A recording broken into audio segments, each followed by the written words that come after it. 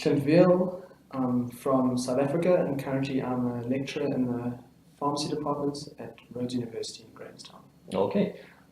So why did you choose to do a PGT course master's course at Edinburgh University?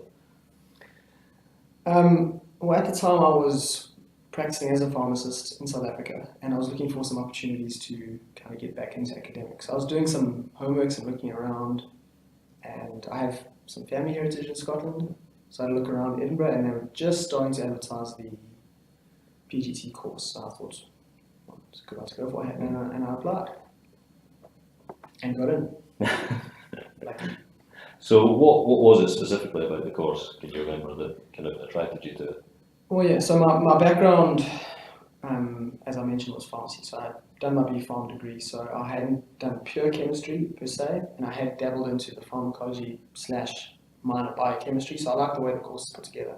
Okay. There was a lot of medicinal chemistry, which I knew which I knew had a good background, and I knew able to, I grasped the basics and could go further in, but then there were also elements where the synthetic chemistry and the biophysical chemistry could really be picked up, as well as the projects. I really liked the project element. Okay. So I suppose leading on from that, what was it about the course, what you got here that you found you enjoyed the most?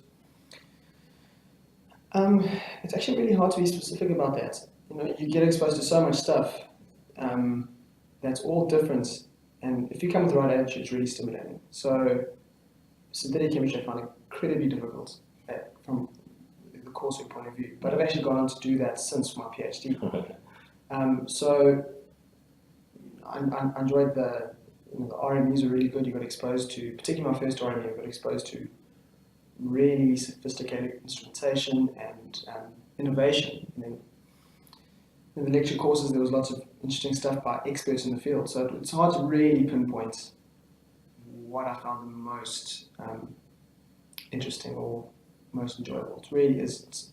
I enjoyed most of it, to be honest. Was there any parts that you struggled with, like you said there, that kind of the synthetic chemistry was initially a problem? Well, it was just because I wasn't used to it, but you know, the fact is, like with anything, if you put the hours in, you get the results. So it wasn't something I was used to, but it's not, nothing's impossible, right? The university does provide some pretty good facilities and tutoring, etc., etc. So it was easy enough to get through. Yeah. I would say that was the most challenging course, but there's nothing I could say I didn't enjoy per se. I wouldn't equate the two things. Okay. And what about the process of sort of moving to Edinburgh? You say you came from South Africa. What was it like, kind of moving here? So probably the biggest challenge was visa requirements. So anyone who decides they do want to come to Edinburgh and gets accepted, etc., should plan their visa in advance, because that's the Home Office, but there's some pretty stringent requirements which you need to meet for quite a long time before you actually apply. Apart from that, it was just a bit cold for me. There's nothing we can do about that, unfortunately. So what did the course lead to for you then? What did you So as a result?